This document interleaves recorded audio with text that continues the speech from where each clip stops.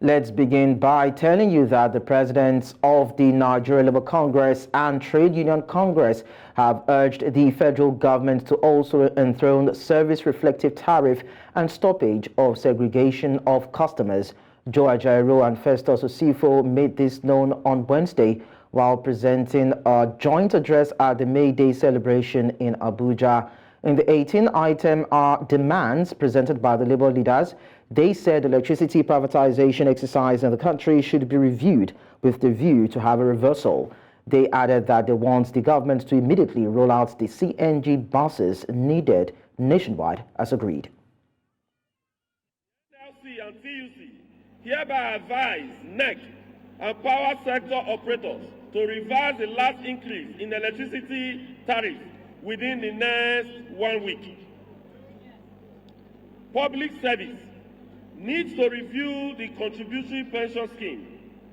Your Excellencies and comrades, there is need to review the contributory pension scheme, which was disrupted by the enactment of the 2004 Pension Reform Act. There are complaints ranging from delay or no transmission of contributory money to Pension Fund Administration (PFA), inabilities to access the initial 25% of total contributions by retirees as stipulated by law, etc. Of most concerns is the fact that the monthly pension of those who retired under defined benefit scheme earn at least 50% monthly pension more than those who retire under the contributory pension scheme. All workers must rise from our celebration today more determined than ever before. Build a trade union movement that will continue to work within the philosophies of traditions that propelled it into existence. The minimum wage struggle. The minimum wage struggle serves as a urgent reminder of the resistance faced by workers and the obstacles deliberately placed by government. It underscores the pressing need for unity across all levels of engagement to advance our shared objectives. We are already working together in every facet of the national minimum wage fixing process to ensure that better results are achieved, which will not only speak to the welfare of Nigerian workers, but would also assist in driving business activities around the nation. And now joining me on the news to discuss this is the former president of Trade Union Congress of Nigeria, Comrade Boboy Bala Kegama. Comrade Kegama, thank you so much for joining us on the news.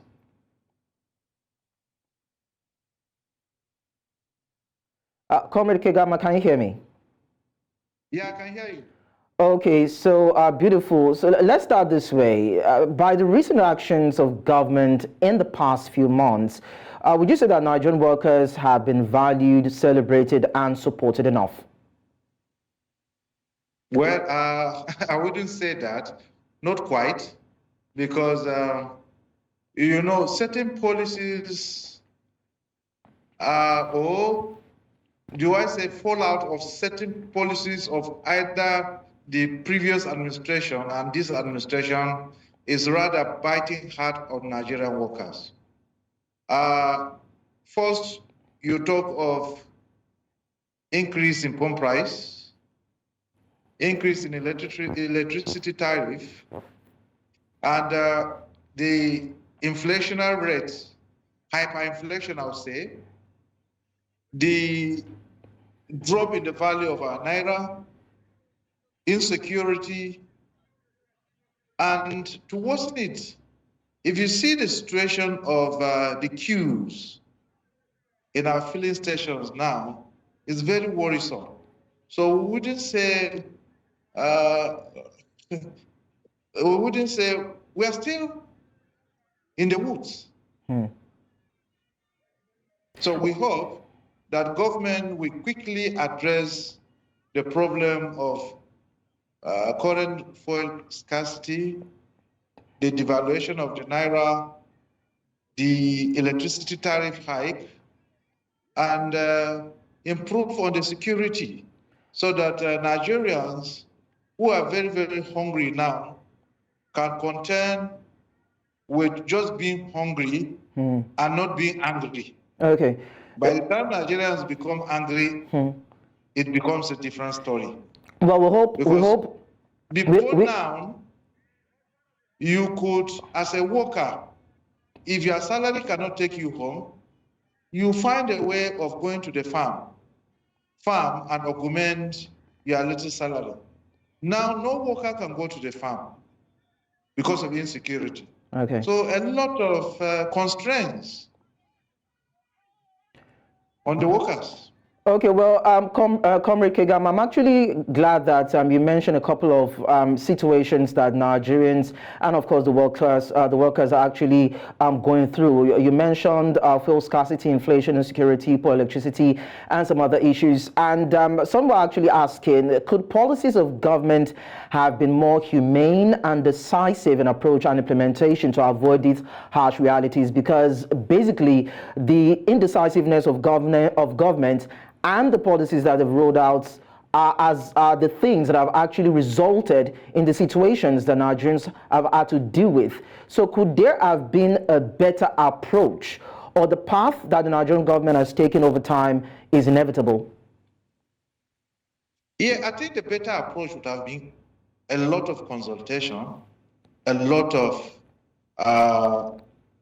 background checks on policies, then policy implementation monitoring, and a review of the policies, probably, if possible, weekly or monthly, with a view to seeing how where government policy is lacking, or where there are challenges, you address those challenges immediately. All right. Otherwise, if we continue that way, you see that palliatives have not improved.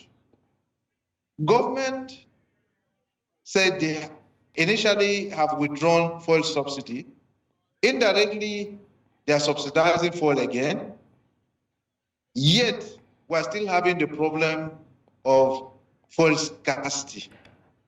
Dangote factory, refinery has come on board.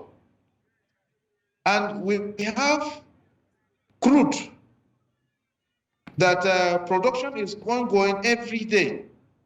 So can't we give, if our own Port Harcourt, Kaduna, and Warri refineries have not come on board, can't we extend the allocations to Dangote refineries so that they will refine this crude, and then the products are sold to Nigerians? Okay, Comrade, permit me to butt in here. Of course, we'll be looking at solutions, but then we want to look at how the labor unions have reacted to these issues. Now, the labor unions have initiated several industrial actions in a couple of months to push for better living standard for Nigerian workers and to address the pertinent issues affecting them, but little have been recorded. So, as a former union leader that you are you proud of how the leadership of Ajaero and Festus Osifo have gone about these agitations and deliberations with the government? Well, you see, government, they never change. Whether current or previous administration, we've been having challenges with them. You know, when you don't engage your critical stakeholders, particularly labor, you will have problems. In the sense that you think you know it all, and then it will come back to haunt you. So the problem we're having now is that of not adequately consulting with the labor movement. Whatever policy government wants to come up with, behind the scene you can consult. Have a feeler of what it looks like. There is no government that consults that will fail in its policy implementation. We as labor leaders or veterans will never work against a policy that we have been carried along. So if you don't carry us along, definitely there will be that kind of agitation. There will be resistance. But if ab initio, you carry the movement, the working class, along in their policy formulation and implementation, definitely you will have a kind of a soft landing where mistakes are identified, where implementation challenges are identified, you sit down jointly, since you jointly came up with those policies, and address the areas concerned. So, now, comrade, in area of addressing, areas that are needing immediate attention, and of course, the reaction of government. Now, we see a current administration presided over by Bola Tinubu that has improved an increase of about between 25 and 30% in salaries for civil servants. So doesn't that mean that this government has listening ears? That is one. Then two, despite the fact that these increases have come, the NLC, according to what we heard, have rejected that particular increase, saying that what needs to be expressly approved is about 615,000 naira as minimum wage to reflect current realities. So we are looking at a government that seems responsive to the complaints or yearnings of the Nigerian workers, but then seems as though the Nigerian Labour Congress is still not satisfied with this response from government. So where do we place it, or what's your take? Well, you see, there's one thing about wage increase and national minimum wage. The wage increase we're experiencing now is supposed to have been, like I told you earlier, subject of collective bargaining.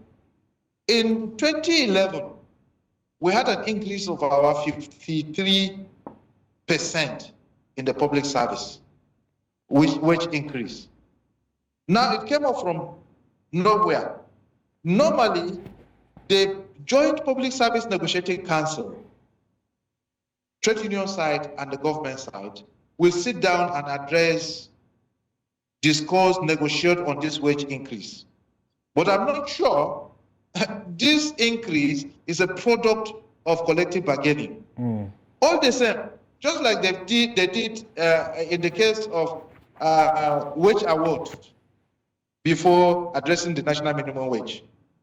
We will say government has tried, but the procedure, the process taken in doing this is wrong.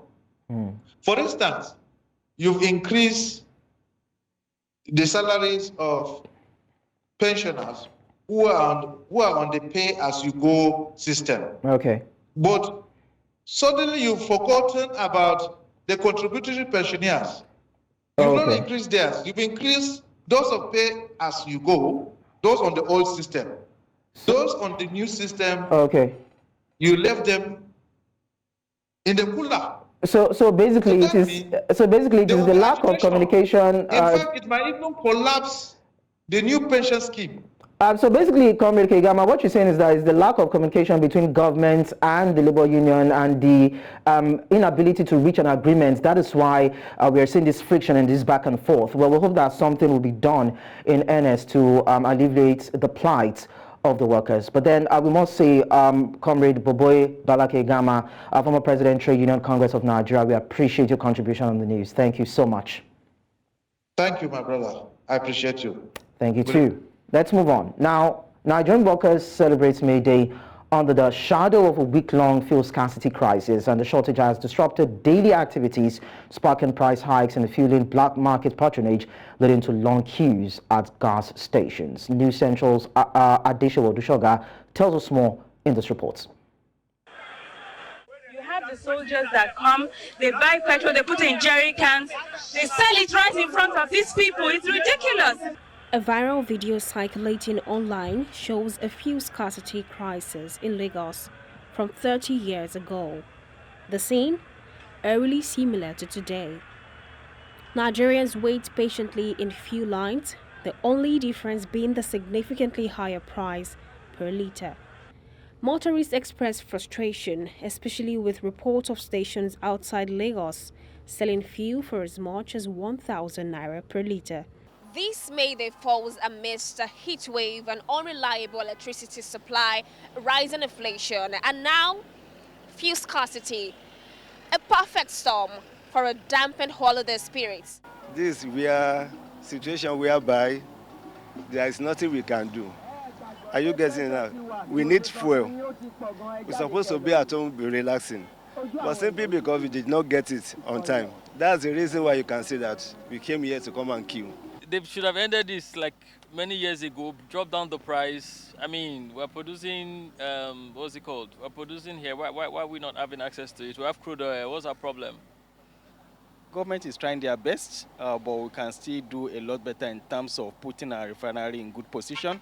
We learned that Port Harcourt refinery has been done, but we are not yet seeing the output in terms of production outside there. Throwing light on the scarcity of the commodity across the nation, the Public Relations Officer of the Independent Petroleum Marketers Association of Nigeria, Chinedu Kadike, said it has become a bit of a challenge to source the product because most refineries in Europe are undergoing turnaround maintenance. The NNPCL should, in all this way, since they said that the vessels have arrived, and anyone from now, fuel will be pushed down, and everywhere will have products.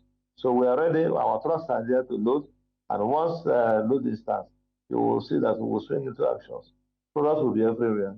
This marks the second major fuel crisis under the President Bola Tinubu administration since the removal of petrol subsidies, which caused a significant rise in commodity prices.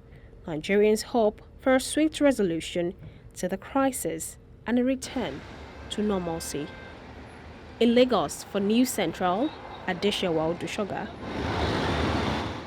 Many thanks for being there. Now, Nigeria's Minister of Works, David Umahi, says the federal government will on Wednesday pay 2.75 billion naira as compensation to property owners affected by the demolition necessary for the construction of the Lagos-Calabar Coastal Highway spanning from Channel O to Channel 3. The minister revealed this information on Wednesday during a stakeholders meeting held in Lagos State. He said more compensation is expected to be paid in coming days.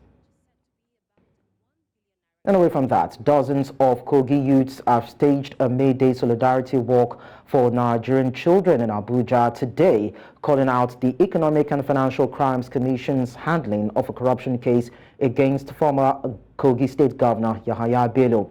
The youths condemned the alleged violation of the rights of Bello's children, who they say have nothing to do with the case. Mohammed Abdulrazak, president of the Kogi Independent Youth Association, warned that involving the children could cause lasting psychological damage. Abdulrazak emphasized that the 1999 Constitution guarantees the innocence of the accused until proven otherwise. He accused the EFCC of turning the case against the former governor into a media spectacle by involving his children.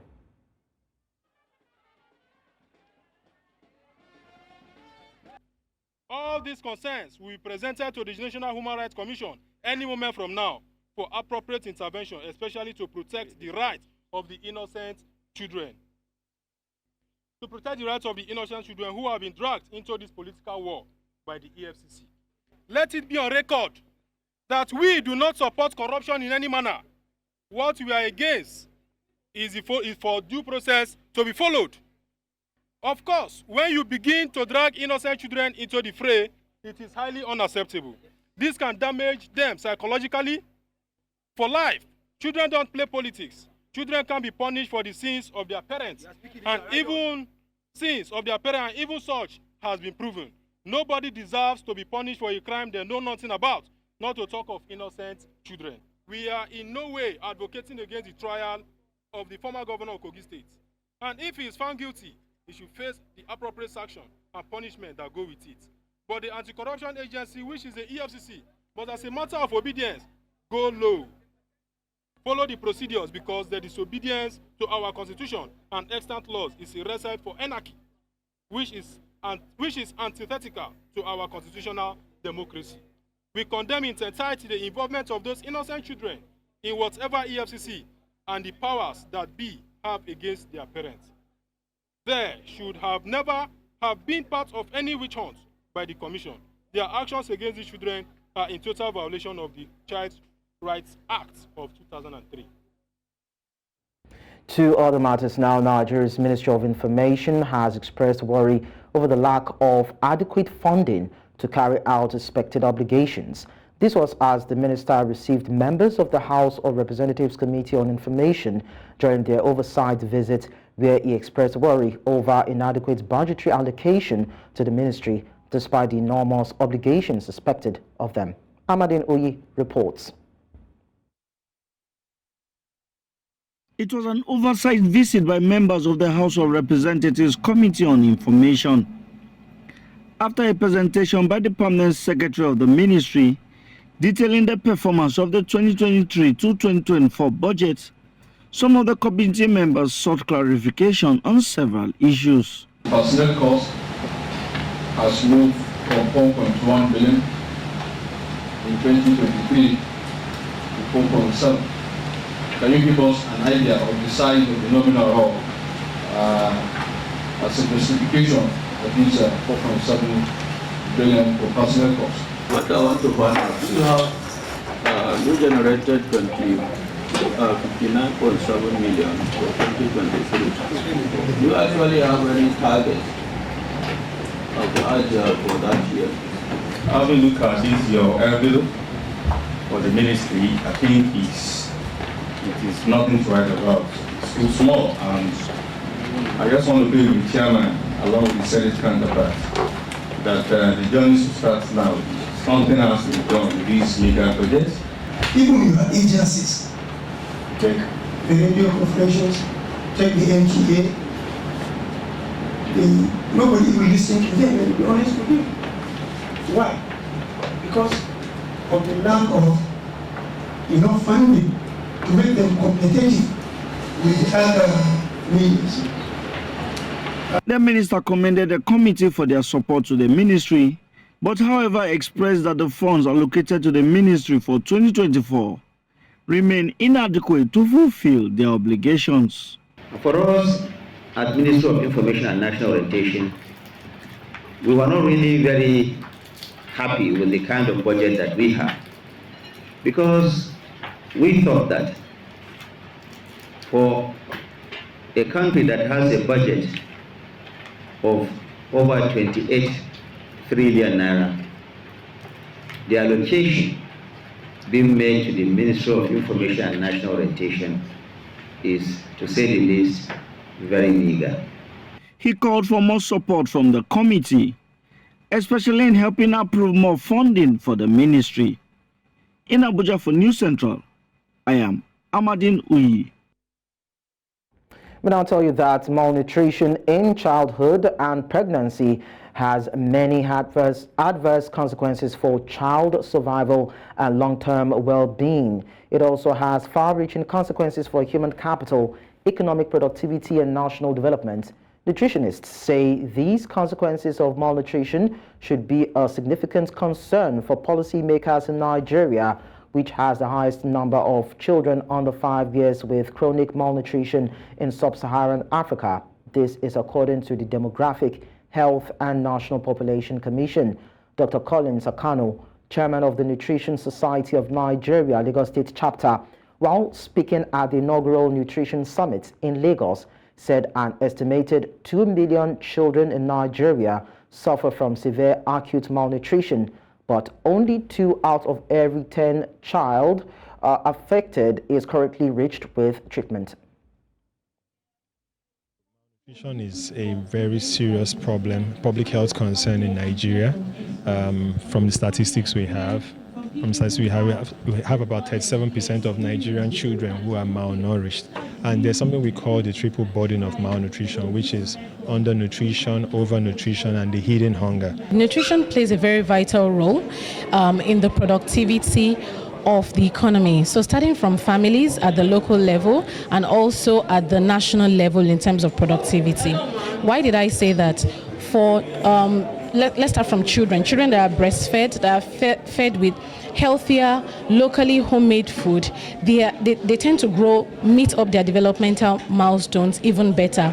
Now, when a child or an adult or a teenager is fed better, they are able to perform better, they are able to improve on their cognitive skills, and that way they are able to earn more. Nigeria's House of Representatives has advocated for a special fund to help implement measures that will improve the safety of schools that are prone to attacks by bandits and criminal elements. The Speaker of the House made this known following the resumption of plenary after over 6 weeks recess, expressing the House's commitment to support security agencies in combating kidnapping, banditry and terrorism. It called for a community-based approach with the full participation of community leaders to help safeguard schools across the country.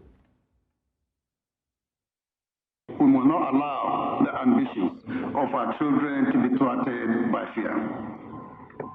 The House stands united with the armed forces and will advocate for comprehensive strategies to safeguard our schools.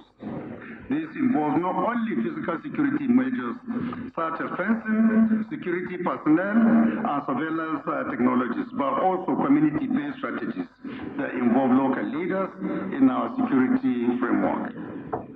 On our part, we will continue to ensure that our security agencies have the necessary tools and legislation to act effectively. To this end, we recommend the establishment of a dedicated fund specifically for school safety. This fund will support the implementation of advanced security measures and training of security personnel and communities on strategies for protecting educational environments. We now tell you that Nigeria, Africa's largest economy, is ranked among the countries at the bottom of the global ranking in reading culture. The World Culture Score Index and the National Commission for Mass Literacy says 38% of Nigerians cannot read. Stakeholders in the education sector said that development in the country is directly proportional to the literacy level. At a World Book and Copyright Day Remembrance Gathering, they lamented the reading habit of Nigerians is deteriorating fast. Fuad Atonda Lawal, the chairman of Ikoyi Obalende LCDA, said the absence of a widespread culture of reading in Nigeria is a barrier to development and international competitiveness. He said that Lagos State is working with young Nigerian writers to stimulate the reading of books, newspapers and magazines. Read, when you read, you learn to understand things and you learn to learn more, and that's what we've seen today. And we just have to support our children, support people, support parents. Even for the parents that can't afford to do the basics for their children, that's where we the government should step in and also support, and that's what we're doing. I want parents, guardians, teachers, educators, and the government to please find out ways to put more books, to put books in children's lives. If they realize the importance of reading, they would become used to it. It will be part of their culture, it's part of their habits, and that's a really good thing, and that is what should be happening right now. Many thanks for staying with us. The news continues in East Africa, where dozens of tourists are stranded in Kenya's world-famous Masai Mara National Reserve after heavy rains caused a river to overflow, flooding lodges and camps. Local authorities estimate that nearly 100 tourists are affected. Torrential downpours linked to the El Nino weather pattern have battered much of East Africa, damaging infrastructure across Kenya. The flooding has cut off roads and bridges, making it difficult to reach those stranded in the reserve. The Kenya Red Cross has already airlifted over half of the 61 people rescued so far, and Tourism Minister Alfred Mutua has warned tourist facilities near rivers to prepare for potential evacuations as the situation unfolds. In the meantime, Kenya's President William Ruto has deployed the military to evacuate everyone living in flood-prone areas after 171 people were killed since March as torrential rains pound the East African country. Seasonal rains, amplified by the El Nino weather pattern, have devastated Kenya, with floodwaters engulfing villages and threatening to unleash even more damage in the weeks to come. In the worst single incident that killed nearly 50 villagers, including children, a makeshift dam burst in the Rift Valley before dawn on Monday, sending a torrent of water and mud gushing down a hill and swallowing everything in its path. The tragedy in Kamuchiri village, Nakuru County, was the deadliest episode in the country since the start of the March to May rainy season. Na shida hii ambayo imetokea Kenya, tumepoteza watu zaidi ya 171 kufikia leo Kenya mzima katika sehemu mbalimbali kwa mambo ya mafuriko. na kwa hivyo sio jambo rahisi. The mapping that has been done on all fragile areas that are prone to landslides and flooding, we are asking every Kenyan in such areas to leave, because the forecast is that rain is going to continue and the likelihood of flooding and people losing lives is real. And therefore, we must take preemptive action. Now, the head of Gabon's transitional government, General Brice Oligui Nguema, has received propositions following a national consultation that included the temporary suspension of political parties.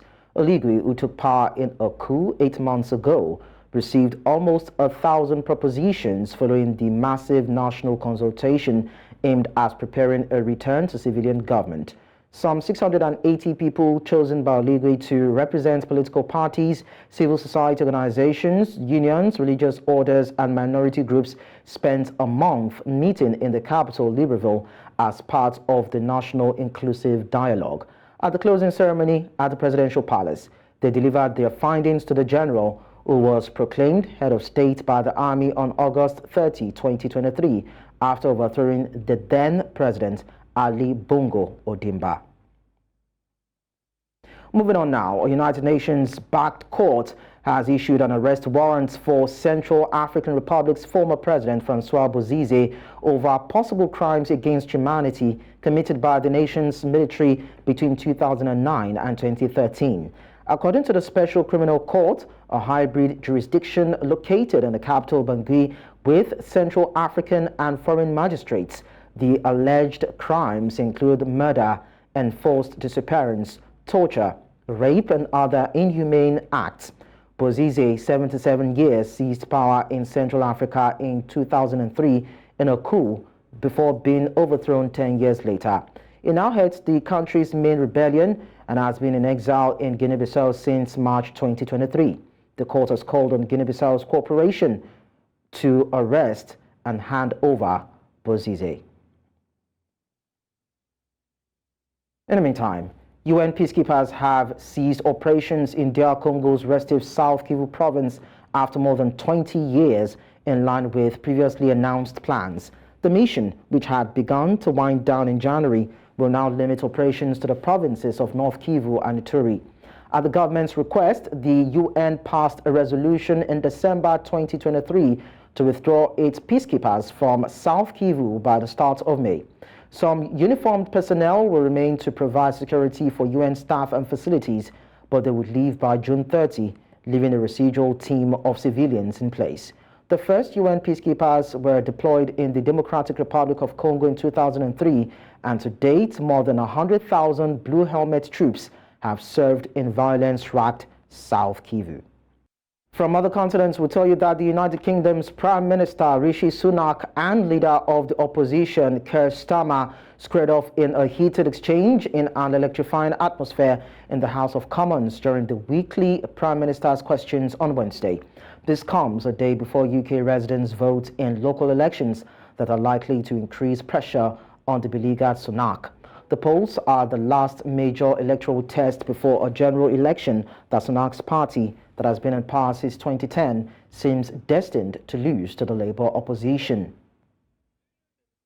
The reality is Tory MPs are following Tory voters in concluding that only the Labour Party can deliver the change that the country needs. And I say to those Tory voters, if they believe in a better Britain, then they're safe with this changed Labour Party, and it's for them. Mr. Speaker, in the 2 weeks since we last met at this dispatch box, has the Prime Minister managed to find the money for his completely unfunded £46 billion promise to scrap national insurance? I know that economics is not his strong point, but he might do well. He might do well, actually, to listen to a shadow education secretary who just this morning said, no, that's not how it works, Mr. Speaker. Indeed, the IFS have also said the link between national insurance and public services funding is illusory, just like Labour's economic plans, Mr. Speaker. But it's crystal clear.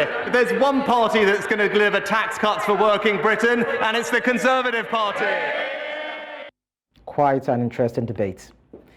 Now, Iran's supreme leader, Ayatollah Ali Khamenei, has faulted efforts to forge a normalization of ties between Israel and Arab countries, saying it will not resolve the crisis in the Middle East. Khamenei's remarks came after U.S. Secretary of State Antony Blinken on Monday said Washington is nearly ready with a security package to offer Saudi Arabia if it normalizes relations with Israel. Saudi Arabia had been in talks over a potential normalization with Israel, but they were paused when the Gaza war broke out.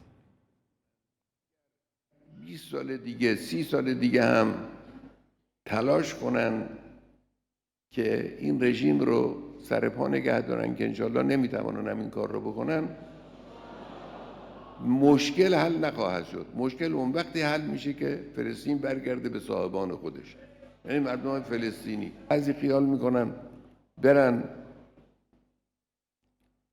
کشورهای اطراف رو وادار کنن که روابطشون رو با رژیم صهیونیستی عادی کنن، مشکل حل خواهد شد.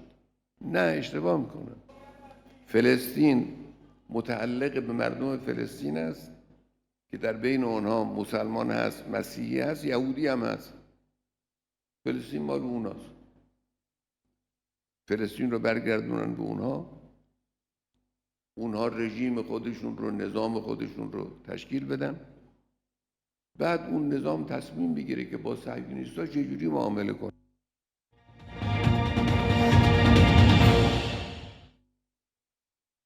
We talk business now. The Nigeria Interbank Settlement System has released a concerning report on the rising financial fraud in the country.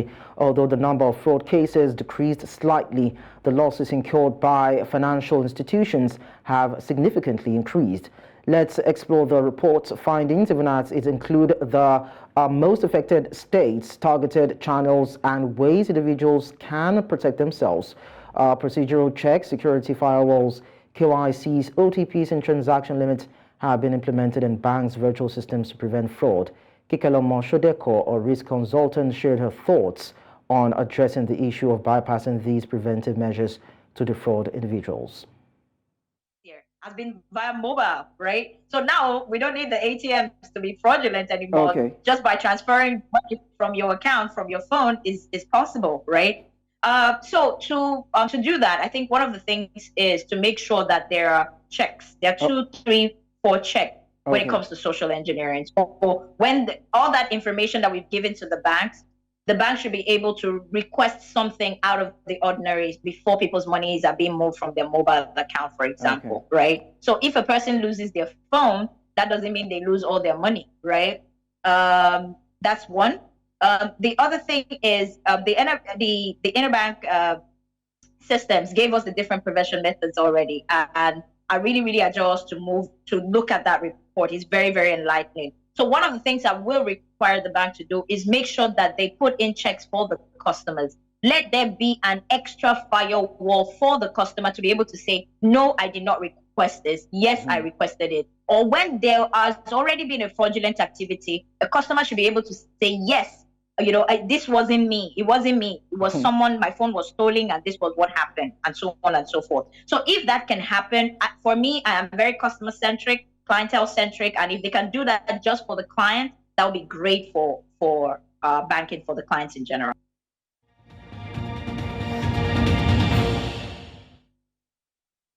Talking sports now, the University of Ghana Sports Stadium has been selected as the venue for the highly anticipated 2024 WAFU Zone B Under-17 tournament, scheduled to take place from May 15 to May 29, 2024. This tournament serves as the qualifying platform for 2024 Under-17 Africa Cup of Nations, drawing significant attention from football enthusiasts across the country and region. In Group A, Ghana's Black Starlets will face Cote d'Ivoire and Benin Republic, while Group B will see Nigeria, Burkina Faso, Niger, and Togo battle for top honors. 4 training pitches have been designated, including the Athletics Oval Field, the Mensa Saba Field, and the Union Ghana Soccer Field, all located within the University of Ghana premises. The stadium, commissioned on March 2, 2024, has already proven its worth by successfully hosting 2 matches of the Africa Games men's football tournament held in Accra just 2 months ago.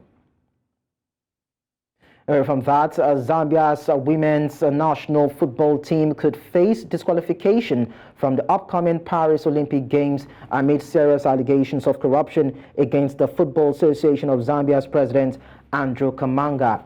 Kamanga, who has led FAZ since 2016, was last week accused of misappropriating nearly $25,000 in government funds, which he allegedly obtained under false pretenses to fund trips to the Africa Cup of Nations in Ivory Coast earlier this year. FAZ General Secretary Ruben Kamanga was also arrested and charged alongside 2 other Federation staff members with charges including money laundering, conspiracy to defraud, and undue influence, which all 4 men have denied. And that's all at this hour, but before we go, we take a look at our top stories again. Organized labor calls for reversal of electricity tariff hike in Nigeria. UN-backed court orders arrest of former Central African Republic President Francois Bozize. Finally, we told you that floods leave tourists stranded in Kenya's Masai Mara Reserve. Do send your eyewitness report to the WhatsApp number and email on your screen. You can follow us on social media. We are at News Central TV. You can also watch News Central live on DSTV channel 422, Star Times channel 274, Avo TV and YouTube. Many thanks for watching. I am Likon Onobanjo.